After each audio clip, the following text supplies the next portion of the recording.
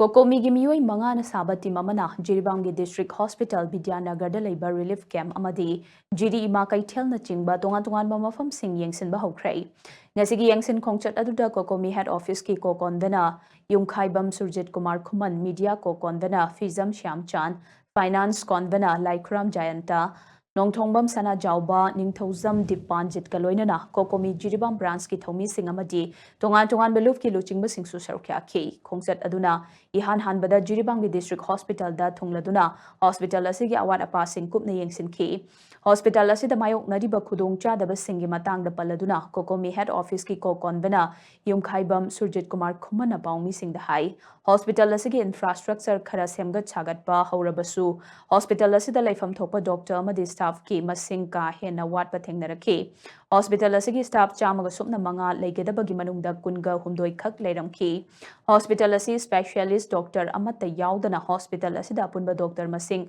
Tariet Khaktana Chalairi, Masina Maram Moraga Jiri Gimiamda Asuki Matik Awaba Mayok Nare, Irang Namaram Moraga Atopa Mafam the Chatlaga Ana Layang Bagi Kudong Chaba, Fangdabana, Miam the Kudong Chadaba Mayok Nare, Hospital Asigi ICU Asi, Stemjin Biduna Matik Chaba staff Thambiyo, Loinan Oxygen Plant Amadi Blood Bank Asisu Mawong Maril Tadaba Pibam Amadalaire, Yamna Maru Ribadi Hospital Asida Generator Amatalaitabana, Maimut Kiba Matamda, Hospital Asi Chalaiba Yadana Laire Haina, Mahang Nalenga Kipuning Chichilakli. Hazing the river, sanction the way amount of Tapatuga, Adaki Lady Bar, amount of Chana Ribra, Adu Tapatu Ribra to the Braka Havasi, Matu, doing the visit like a yen, but Queen of Yam Upang the Bar. Sukadagi, Nasagi, Directorate of his Manata, District Headquarter, Adaida, Suru Nairaga Maruena, Director of Pista, Lairaganda,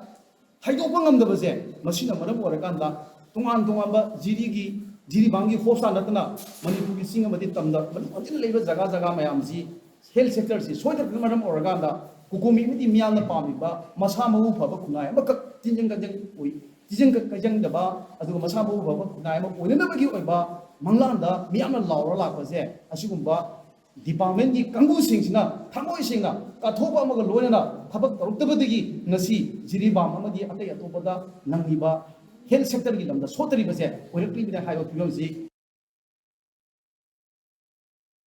Kongchat Adugi Makatarakpada Cocomi Gitomi Sing Vidyanagar Labor Relief Camp Chatuna IDP Singa Unaduna Wari Wataisana K. Maduda Relief Camp Aduda Labor Muaman High, Irang Asida Lanjanaduna, Relief Camp Tangasi Fauba Jangza from Lauduna Ladiba Singidamag, Lengang local from Tokpa Kongtang Lokatuna, Isai Sagiumda Hanjinduna, Kunda Laita Bayana Basin Biu, IDP Singi Awabasi Ubiu Haina Mahana Fondoki.